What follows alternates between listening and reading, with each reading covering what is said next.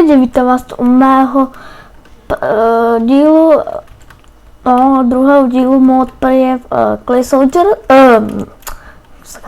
Smart Moving a ukážeme si, co tady ten mod dělá. Takže první, co nám přidává, je tohleto na ovládání a tady máte nový dělátko, tady máte ještě nějaký, ale to nepřečtu, protože to tak mám blbě. Dál. Přidávám to tlačítko F9, takže když zmažete F9, tak vám to také napíše enabled, disabled, prostě tak stejně, jo. A myslím, že mu jako tam píše medium a já nevím co, takže my si ukážeme, co tady ten mod dělá, takže zapneme, setíme druhou. Takže první, co to umí, je to, že už je to takový víc parkour, dalo by se říct. Že prostě stisknete CTRL a vás to, a musíte mačkat Včko, musíte držet CTRL a držet V, normálně tak, a ono se ještě potom dělá nějak šipka, ale já nevím, jak se dělá. Teďka vidíte další, tak to se plave, když se úplně na povrchu, dělám to takhle kraule, jo? A když jste pod vodou, tak to dělá tohleto, jo?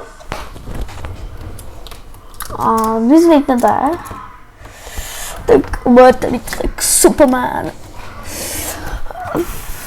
Asi tak. A ještě jedna novinka, která se mi fakt líbí.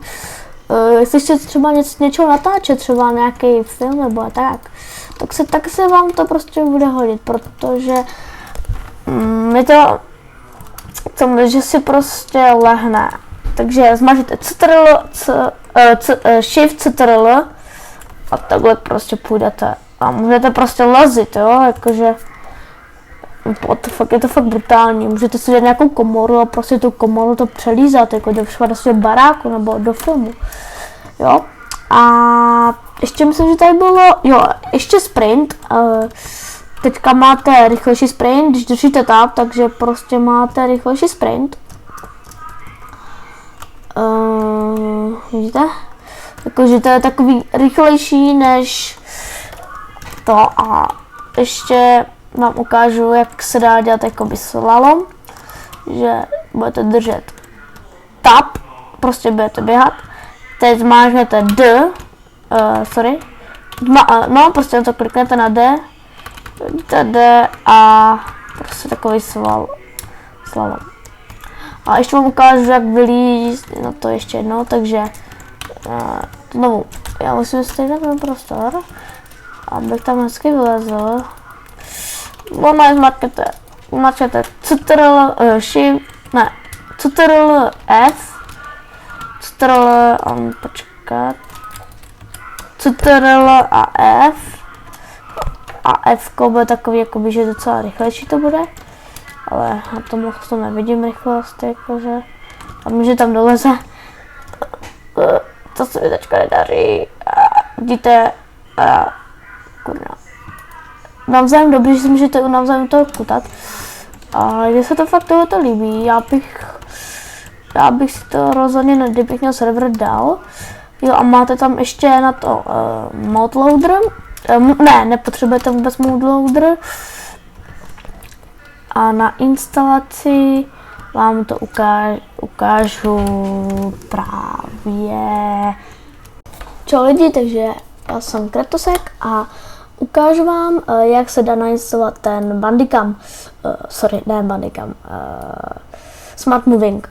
Takže zapnete si svůj internetový prohlížeč, třeba Google.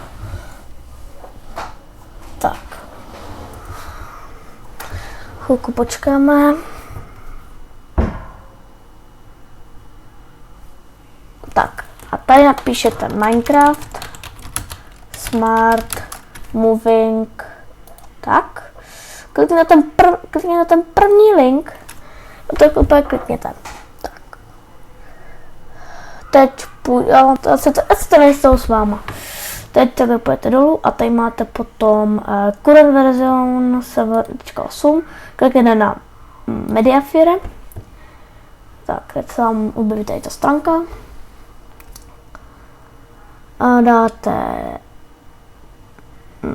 kliknout download, teď se vám tak, jestli máte sedmičky, tak by se vám to mělo objevit takhle dole. No. Ok, zapal se mi to.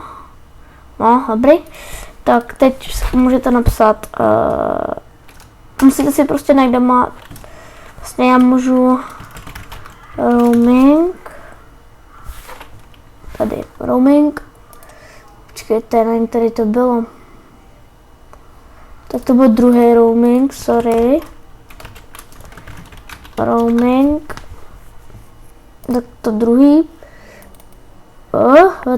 Tak to je úplně teďka jedno, já si musím najít ten, normálně napíšu texture, pack.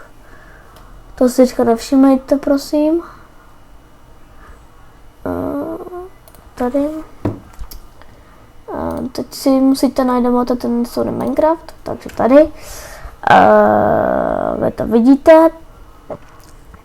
Teď si jakoby tam máte roaming a tady máte Minecraft, tečka Minecraft, klikněte na to, tady máte bin, klikněte na Minecraft, potom klikněte otevřít programu, co máte, může být samozřejmě i WinRAR. Tak, teď dál. Moment.